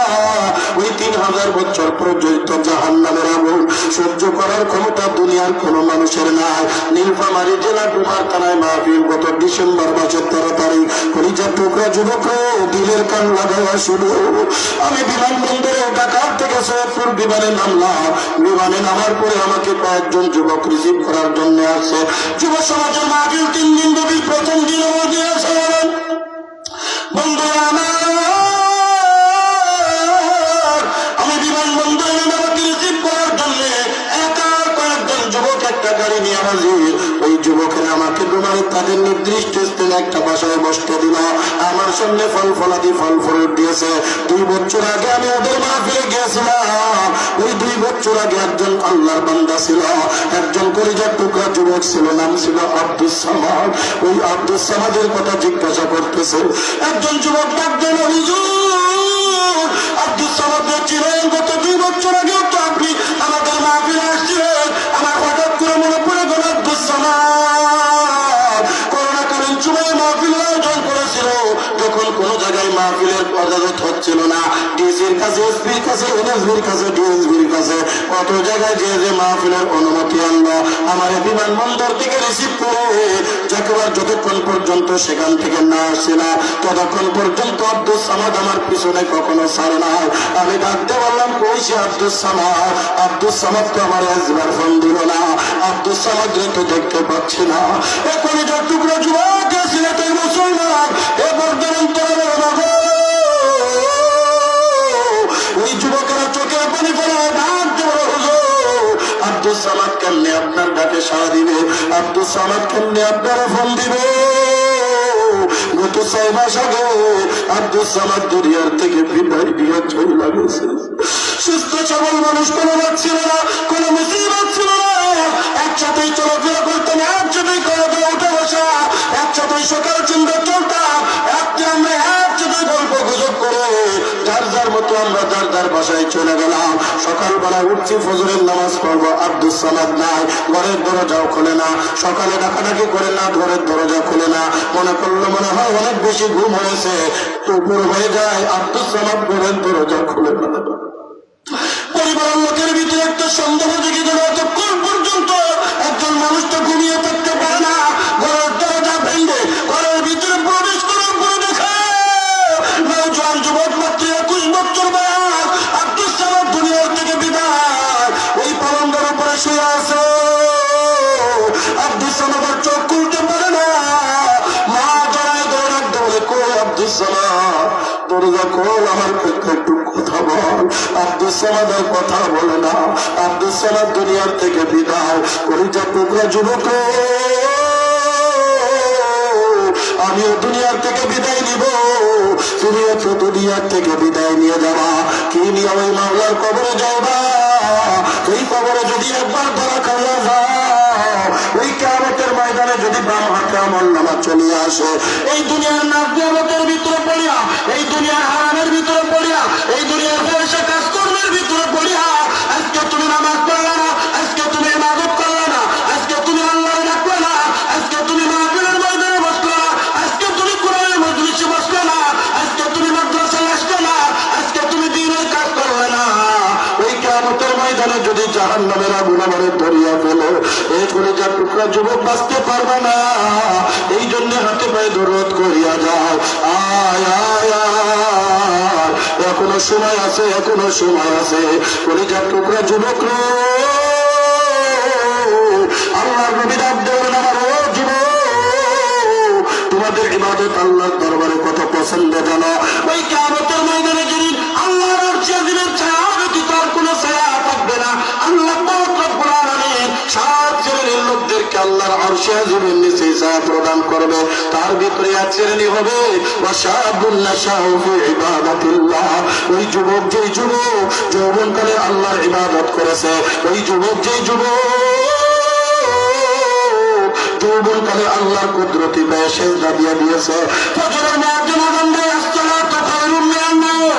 ও যুবক, লোকের কম্বলের বুকে লাঠি মারিয়া, কম্বল লোকের বুকে লাঠি মারিয়া, হারামের গুণকে হারাম করিয়া, কান্দার পানি দিয়া ওযু করিয়া, তুমি যদি মসজিদের ভিতরে আসি আল্লাহর দরবারে দাঁড়ায় যায়, আল্লাহর দরবারে যদি দাঁড়ায় তাকবীরে তাহরিমায় যদি বলতে পারো আল্লাহু আকবার, আমার আল্লাহ ডাক বলে ফেরেশতারা তাকায়া দেয়, যেই বান্দা আমার দেখে না, যে বান্দা জান্নাত দেখে নাই, জাহান্নাম দেখে নাই। কত মানুষ ঘুমায় আছে, আমার কলিজার টুকরা যুবক, কারণের ঘুম ঘুমায় না, কম্বলের বুকে লাঠি মারিয়া, জাজিম থেকে ফেরাইয়া দিয়া, কান্ডা পানি দিয়া ওযু করিয়া, যেই বান্দা আমার কুদরতি পায়ে সেজদা দেওয়ার জন্য মসজিদের মধ্যে আসিয়া আল্লাহু আকবার বলিয়া ডাক দিল, আমার বলত্ব বরণ করলো, মাথাটা মাটির সাথে লাগায়া নিজের মাথার মতো করিয়া রুকুর হালাতে রাখতে বলল সুবহানা রাব্বিয়াল আযীম, আর সেজদার হালাতে রাখতে বলল সুবহানা রাব্বিয়াল আলা। এই ফেরেশতারা সাক্ষী আমি আমার এই বান্দার জীবনের সব গুনাহ মাফ করে দিলাম। জোরে জোরে কোন সুবহানাল্লাহ। বুজুর্গি কি नहीं हमको जरूरत, गुलाम अपना बना ले ऐ खुदाया, गुलाम अपना बना ले ऐ खुदाया। तो को जा सुन्नत अहमद को जा, बा मोहम्मद कैब वद निस्बत तोरा, बा मोहम्मद कैब वद निस्बत तोरा। माशुकू से क्या मजा है, अल्लाह अकबर, अल्लाहु अकबर। माशुकू से क्या मजा है, आशिकू से पूछियो, शाख गुल में क्या मजा है, बुलबुलों से पूछियो, शाख गुल में क्या मजा है, बुलबुलों से पूछियो। जन्नत दोज़ख से यारब क्या करो, आरज़ू है मैं तुझे देखा करो, आरज़ू है मैं तुझे देखा करो, आरज़ू है मैं तुझे देखा करो। এই কলিজার টুকরা যুবক এই জন্য অনুরোধ করে দেয়, আয় আমার জন্য দোয়া করেন, আমি আপনাদের জন্য দোয়া করে যাই। জানি না জীবনে কোনোদিন দেখা হবে কিনা। ও কলিজার টুকরা যুবক, আজকে তোমরা মাঠটা কামাই করে করতে হয়েছে। আল্লাহর নবী ডাক দিয়ে বলেন, যুবক তুমি যদি আজকে ইবাদতের ভিতরে সময় লাগাতে পারো, এই যৌবনকালের ইবাদত আল্লাহর দরবারে কত বড় গুরুত্বপূর্ণ জানো। আল্লাহর নবী বলেন কিয়ামতের ময়দানে আল্লাহ পাক 5টা প্রশ্ন করবেন, 5টা প্রশ্নের উত্তর না দিয়া কোন ব্যক্তি এক কদম সামনের দিকে আগাইতে পারবে না। তার মধ্যে একটা হলো যৌবনকাল তুমি কোন কাজে লাগিয়েছ, যৌবনকাল তুমি কোন কাজে ব্যয় করেছ, যৌবনকালে কি তুমি খানের পাগল ছিলা, নাকি তুমি গেমের পাগল ছিলা, নাকি তুমি হারামের ভিতরে ছিলা, নাকি তুমি আল্লাহর নিয়ামতের ভিতরে ছিলা, নাকি তুমি আল্লাহর পাগল হয়ে গেছিলা, নাকি তুমি নামাজের পাগল ছিলা, নাকি তুমি মাদ্রাসার পাগল ছিলা, নাকি তুমি দ্বীনের পাগল ছিলা, নাকি তুমি কোরআনের পাগল ছিলা। তোমার দিলটারে যদি আল্লাহমুখী করে দাও, তোমার দিলটা যদি দিনমুখী করে দাও, তোমার দিলটা যদি মাদ্রাসামুখী করে দাও, আজকে এলাকার যুবকেরা যদি মাদ্রাসার জন্য নিবেদিত প্রাণ হয়ে যায়, এই মাদ্রাসার জন্য শীর্ণ থাকবে না। আমি মনে করি আগামী বছর আসতে আসতে এই মাদ্রাসা 3 তলা 4 তলা ভবন নির্মাণিত হবে। যেরকম কথা ঠিক ঠিক না। কলিজার টুকরা যুবক, তোমার জাহান্নামের আগুন সহ্য করার ক্ষমতা নাই। ওই কিয়ামতের ময়দানে যদি বাম হাতে আমলনামা চলে যায়, বাঁচানোর মতো কোন লোক থাকবে না। ছেলে বাবার পরিচয় দিবে না, বাবা ছেলের পরিচয় দিবে না, মা সন্তানের পরিচয় দিবে না, সন্তান মায়ের পরিচয় দিবে না। বলবে সুকান সুকান আমার থেকে দূর হয়ে যা, আমার দুনিয়াতে কোনো সন্তান ছিল বলে মনে পড়ে না। বাম হাতে যখন আমলনামা যাবে, আল্লাহ পাক ডাক দিয়ে বলে ওই বান্দা আফসোস করবে আর বলতে থাকবে, ইয়া ওয়াইলাতানা মা লিহাযাল কিতাব লা ইউগাদিরু সাগীরাতাও ওয়ালা كبيرة إلا أحصاها আল্লাহ এটা কেমন আমল নামা গভীর রজনীতে যে আমল করেছি গভীর রজনীতে যে খারাপ কাজ করেছি ওইটাও তো আমার নামার ভিতরে লিপিবদ্ধ আমার আল্লাহ রাব্বু বলেন ফামাইয়া আমাল মিসকাল যাররাতিন শাররান ইয়ারা এই যে খারাপ আমল যা মিসকাল পর্যন্ত যাররা পরিমাণ করেছো ওই খারাপ আমল তুমি দেখতে পারবা ভালো আমল করলে ভালো আমল দেখতে পারবা ওই জাহান্নামের আগুনের ভিতরে ফেলতে গেলে যদি দাও বাঁচানোর মতো কোনো উপায় থাকবে না চক্ষুরা বন্ধ করে মাথা নিচের দিকে লাগায়া মনকে বুঝাবো আজ বললো কাল 2 দিন আজকে যদি রাত্রে ঘুমায় আজ যদি আর কালকে না উঠতে পারে তাহলে পরকাল হয়ে যাবে এই জন্য একটা কথা বলি আমি প্রায় এ বাবা তুমি রাত্রে ঘুমাইতে বসো যদি সকাল বেলায় চক্ষু না খোলে তাহলে আগামীকাল আর যদি চক্ষু না খোলে তাহলে হইয়া যাবে পরকাল মসজিদের মাইকে বসে নেবে নুরুল ইসলাম আব্দুর রহমান আব্দুল করিম দুনিয়ায় নাই কেউ বা চলিয়া যাইবে বাজারের বাসটা কাটার জন্য কেউ বা চলিয়া যাইবে গোরস্থানে কবর খনন করার জন্য কেউ বা চলিয়া যাইবে বাজারে কাপড়ের কাপড় কেনার জন্য বড় পাতা দিয়া জীবন গরম পানি করিয়া জীবনের শেষ গোসল করাইয়া ওই 3টা টুকরা সাদা কাপড়ের কাপড় পরাইয়া আমাকে আপনাকে কাটলির উপরে শোয়া ওই কবরের ভিতরে রাখি আসবো টাকা দেখবা টাইমে মাটি পাবে মাটি মাটির হবে বিছানা টাকা দেখবা কেউ নাই আমার ছেলে নাই মেয়েরা স্ত্রী পরিবার পরিজন কেউ নাই আমার আল্লাহর ছাড়া কেউ থাকবে না দিন ছাড়া কেউ থাকবে না আমার আগে হুজুর বলে গেছে কোরআন মানুষের সুরাত ধরে সুপারিশ করবে এই মাদ্রাসা সুপারিশ করবে এই তালেবে ইলম আমাকে আপনাকে সুপারিশ করবে প্রধান কাজটা যদি জাহান্নামের ভিতরে পড়িয়া যায় ওই জাহান্নামের আগুনের তো জ্বলন্ত আগুনের ভিতরে যাওয়ার সাথে পুরা শরীর চলছে যাবে মানুষ পানির জন্য পাগল হয়ে যাবে পানি পানি বলে যখন চিৎকার করবে আমার আল্লাহ রাব্বু বলে কলিজার টুকরা যুবক রাত 12টা বাজে বসে দেখুন একটা ফুটা চোখের পানি ফেলা দিতে পারো কিনা ওই জাহান্নামের কথা স্মরণ করিয়া ওই কবরের কথা স্মরণ করিয়া একটা ফুটা চোখের পানি ফেলায়া আল্লাহর দরবারে মাপ চাইতে পারো কিনা তুমি যতই গুনাহ করো না কেন আমার আল্লাহর কাছে যদি মাপ চাও আল্লাহ মাপ না করে পারবে না আমার আল্লাহ রাব্বু দুনিয়ার মানুষ ইয়া ইবাদিয়াল্লাযীনা আসরাফু আলা আনফুসিহিম লা تقنطوا من رحمة الله إن الله يغفر الذنوب جميعا إنه هو الغفور الرحيم আমার আল্লাহ রাব্বুল বান্দা তুই গুনাহ করে ফেলেছো না দুনিয়ার সব দরজা তোর জন্য বন্ধ আমি আল্লাহর দরজা তোর জন্য বন্ধ হয় না আমি আল্লাহ রহমতের দরজা খুইলা বসে আছি আয় আয় আয় আয় বান্দা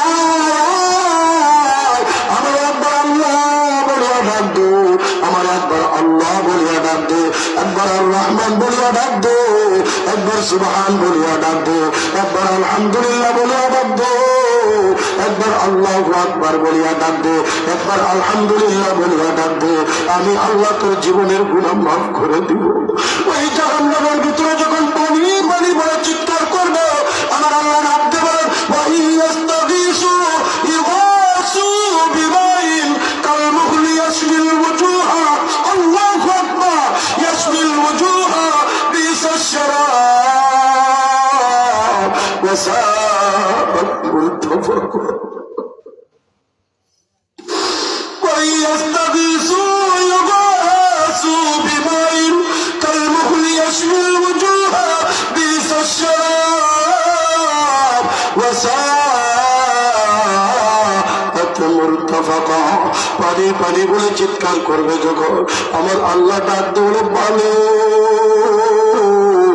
ওই পুষ বিস্তৃত পানি করবে ওই পুষ বিস্তৃত পানি কর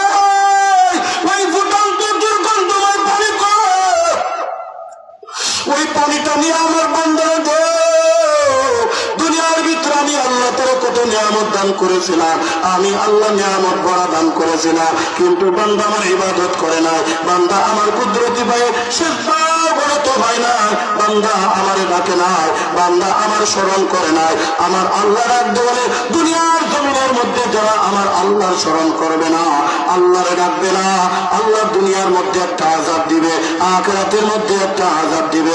ওমান আরাদা আন যিকরি ফাইন্না লাহু মাঈশাতান দানকা ওয়া নাহশুরুহু ইয়াওমাল কিয়ামাতি আ'মা ক্বালা রাব্বি লিমা হাশারতানি আ'মা ওয়া ক্বাদ কুনতু বাসীরা ক্বালা কাযালিকা আতাতকা আয়াতুনা ফানাসীতাহা ওয়া কাযালিকা আল-ইয়াওমা তুনসা। আজকে তুমি অন্ধ করে কেন উঠাইয়া, আজকে তুমি কেন আযাব দিচ্ছ? ওই জাহান্নামের লোকেরা জাহান্নামের মালিকদের করে রাখতে বলবে আল্লাহর কাছে একটু ডাক ডাক। আমার আল্লাহ বলে তোরা আমি চিনি না, তোরা আমি চিনি না, দুনিয়ার মধ্যে আমার কত নিয়ামত পা দিয়েছিলাম, তুই আমার নিয়ামত খাইছিস কিন্তু আমার ইবাদত করিস না। আমি অক্সিজেন দান করেছিলাম, তুই আমার অক্সিজেন নিয়ে বাস করছিস না। বান্দা তুই ইবাদত করিস না, তুই দান সৎকার করিস না, তুই ইবাদত করিস না। আমি আল্লাহ তোরে আজকে আমি চিনি না, তুই আমার বান্দা কিনা জানি না, তোরে আজকে আমি আমার পরিচয় দেব না। ওয়া কাযালিকাল ইয়াওমা তুনসা। দুনিয়ার জমিনে যেমন আমার ভুল লাগিয়েছিলি, আজকে আমি তোরে ভুল লাগে না, না না না, আমি তোরা চিনি না, আমি তোরা চিনি না। এ করে যা টুকরা যুব, এ আমার মুরব্বী বাবা জিরারে, আমার আল্লাহ যদি ভুলে যায় বলে তো আমারে কে বাঁচাইবে? আসেনি কেউ? যখন আসে এই জন্য ইবাদত করবো কার? আরো জোরে কার? আরে ডাকবো কারে? স্মরণ করবো কার কথা? ইবাদত করবো কার? কার কুদরতি পেয়ে সেজদা করবো? আমার আল্লাহর যদি ডাকার মতো ডাকতে পারো, আমার আল্লাহর যদি বলার মতো বলতে পারো। ইউনূস নবী মাছের পেটের ভিতরে ডাকছে আল্লাহ, আমার আল্লাহ ডাকতে বলে মাছ ইউনূস রে হজম করার ক্ষমতা আমি তোর ভিতরে দিলাম না, খবরদার খাইতে পারবি না। মাছের কবর কলটা ইউনূস আলাইহিস সালামের জন্য হয়ে গেল বালাখানা। জোরে জোরে কোন সুবহানাল্লাহ। একদিন দুই দিন নয়, ৪১ দিন পর্যন্ত ইউনূস আলাইহিস সালাম মাছের পেটের ভিতরে বসেছিল। মাছ যা খায় ইউনূস আলাইহিস সালাম তাই খায়। আল্লাহ তাআলা তাকে এমন ভাবে কবুল করে নিয়েছে, আল্লাহ তাআলা তাকে এমন ভাবে মাছের পেটের ভিতরে লালন পালন করেছে। ৪১টা দিন পরে মাছ যখন তাকে জমিনের ভিতরে উগরা দিছে, ইউনূস আলাইহিস সালাম ডাক দিয়ে বলে আল্লাহ আমার দুনিয়ায় না ফেলে মাছের পেটের ভিতরে রাখলে তো ভালো হইতো। আল্লাহু আকবার। হযরত ইব্রাহিম আলাইহিস সালাম আল্লাহ বলে নাই, আল্লাহ রাখছেন, জিবরাইল আমিন আসছেন, মিকাইল আসছেন, ইসরাফিল আসছেন, পাহাড়ের ফেরেশতাগুলোর ফেরেশতা, পানির ফেরেশতা নমরুদ আগুনের ভিতরে নিক্ষেপ করবে বলে দেখো পানির ফেরেশতা, গুণের ফেরেশতা, সব ফেরেশতা আনছি। একবার মাত্র হুকুম করেন, পানির ফেরেশতা এমন ভাবে পানি বর্ষণ করবে পুরা আগুন নিভে যাবে। বাতাসের ফেরেশতা এমন ভাবে বাতাস প্রবাহিত করবে, এই আগুন এক জায়গা থেকে আর এক জায়গা দূরীভূত হয়ে যাবে। ইব্রাহিম নবী চোখের পানি টপ টপ করে ফেলায় ডাক দিয়ে বলে ও জিবরিল, আমাকে কেন নমরুদ আগুনের ভিতরে ফেলছে জানেনি? বলে আল্লাহর কথা বলার জন্য, কালেমার দাওয়াত দেওয়ার জন্য, ইসলামের কথা বলার জন্য, আল্লাহর ইত্তেহাদের দাওয়াত দেওয়ার জন্য। বলে আমি তো আল্লাহর জন্য দুনিয়ার জমিনে আসি আর আল্লাহর জন্য দুনিয়ার থেকে বিদায় নেব। আমার যে নমরুদ আগুনের ভিতরে নিক্ষেপ করে আল্লাহ কি দেখে না? আল্লাহ কি দেখে না? বলে অবশ্যই দেখে। বলে তাওয়াক্কালতু আলাল্লাহ, আমি আমার আল্লাহর উপর